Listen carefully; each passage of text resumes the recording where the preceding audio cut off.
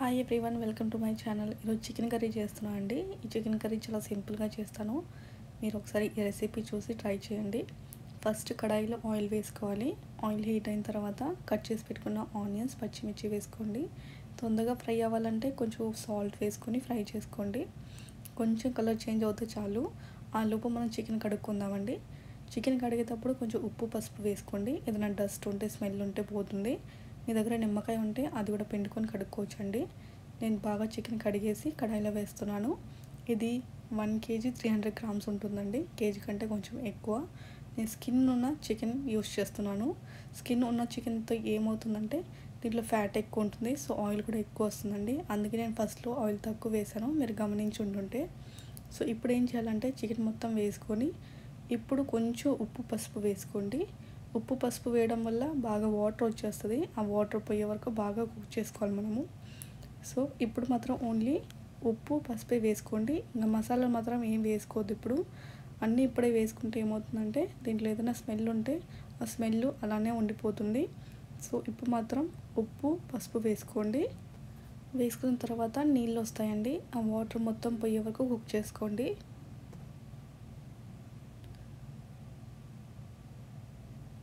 So తిప్పుకుంటూ చిన్నగా మనము కుక్ చేసుకోవాలండి. ఈ వాటర్ మొత్తం పోయే వరకే ఈ చికెన్ బాగా కుక్ అవుతుంది. సో మసాలాలు వేసుకున్న తర్వాత మనం ఎక్కువ పెట్టాల్సిన అవసరం లేదండి. సో ఎక్కువ టైం పట్టదు మసాలాలు వేసిన తర్వాత.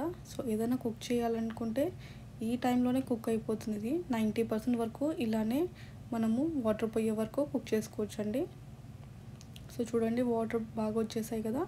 సో చిన్నగా తిప్పుకుంటూ మీడియం ఫ్లేమ్లో పెట్టుకుంటూ ఒకసారి మూత తీసి మూత పెట్టేసి అలా కుక్ చేసుకుంటూ చిన్నగా చేసుకోండి.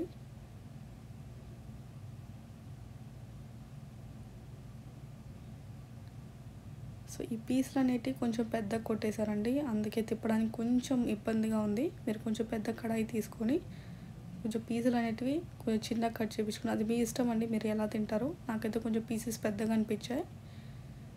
ఇక్కడ ఏంటంటే చిన్న కట్ చేసి ఇవ్వరు, ఇలానే మీడియం సైజులోనే కట్ చేసి ఇస్తారు. లేకపోతే మనం ఇంట్లోనే కట్ చేసుకోవాలి. సో చూసారా, ఆయిల్ మొత్తం బయటకు వచ్చేసింది, నీళ్ళన్నీ ఇంకిపోయాయి కదా. సో ఇప్పుడు మనం మసాలాలు వేసుకోవాలండి. సో నేను దీంట్లో కోకోనట్, జింజర్ గార్లిక్ పేస్ట్ వేస్తున్నాను. మీకు కోకోనట్ ఇష్టం లేకపోతే ఓన్లీ జింజర్ గార్లిక్ పేస్ట్ వేసుకోండి. ఇప్పుడు జింజర్ గార్లిక్ పేస్ట్ వేసుకొని పైనుంచి కూడా మనం కొబ్బరి పౌడర్ అలా వేసుకోవచ్చు. బట్ నేను మాత్రం 3 మిక్సీ పట్టుకొని ఉంచుకుంటా కాబట్టి నేను ఇలా వేసానండి. ఒక 3 స్పూన్స్ వరకు వేసాను. మీరు చూసుకోండి మీకు ఎంత మసాలా కావాలో. సో ఈ మసాలా వేసి ఒక 2 మినిట్స్ అయినా ఉంచాలండి. తిప్పేసి బాగా మనము పచ్చి స్మెల్ ఉంటుంది కదా, అది పోయే వరకు మనం ఇలానే ఉంచాలి. బాగా ఇలానే ఉడకబెట్టుకోవాలి. ఆ తర్వాత మనం మసాలాలు వేసుకుందాం. ఇప్పుడు రెడ్ చిల్లీ పౌడర్ వేసుకోండి. మీకు ఎంత కారం కావాలో, మీరు ఎలా తింటారో మీ టేస్ట్ బట్టి వేసుకోండి. ఆ తర్వాత చికెన్ పౌడర్, కొంచెం గరం మసాలా, కొంచెం ధనియాల పౌడర్, ఇవన్నీ వేసుకొని బాగా కలిపెట్టుకోండి. నేను దీంట్లో బ్లాక్ పెప్పర్ పౌడర్ కూడా వేస్తున్నాను. మీకు ఇష్టమైతే వేసుకోండి, లేకపోతే స్కిప్ చేసేయండి. ఇవన్నీ వేసి ఒక 2-3 మినిట్స్ అన్నీ అంటే నీళ్ళు వేయకుండా ఇలానే బాగా ఫ్రై చేసుకోండి.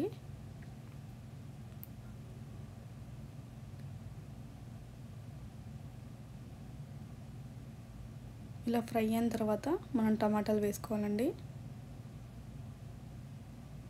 నేను ఒక టమాటా వేస్తున్నాను. నాకు ఎక్కువ పులుపు ఉంటే ఇష్టం ఉండదు కాబట్టి నేను ఒకటే వేసానండి. చిన్న టమాటా వేసాను. టమాటా వేసిన తర్వాత కొంచెం మగ్గిన తర్వాత మనం వాటర్ పోసుకుందాము. మీకు ఎలా కన్సిస్టెన్సీ కావాలో అలా మీరు నీళ్ళు పోసుకోవచ్చు అండి. నేను 1 గ్లాస్ వరకు వేసాను. వాటర్ వేసిన తర్వాత ఒక 10 నిమిషాలు పెట్టుకుంటే చాలండి, అయిపోతుంది చికెను. ఆల్రెడీ ఉడికిపోయింది. ఒక 10 మినిట్స్ పెట్టుకుంటే చాలండి.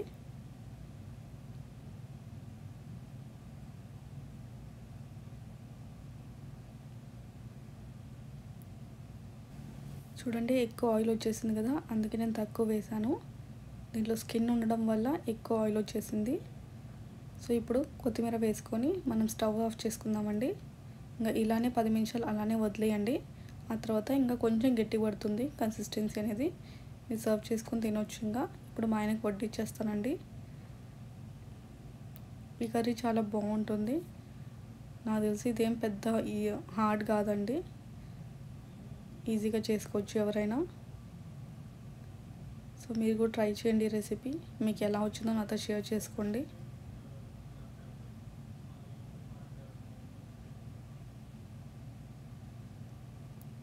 ఇది వైట్ రైస్లోకి చపాతీలకి చాలా బాగుంటుందండి. పూరీలకి అయితే ఇంకా చెప్పాల్సిన అవసరం లేదు. పూరీ చికెన్ అంటే ఎవరికైనా ఇష్టంగా ఉంటుంది కదా.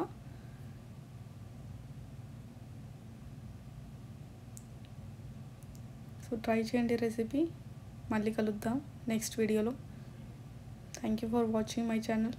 Bye bye.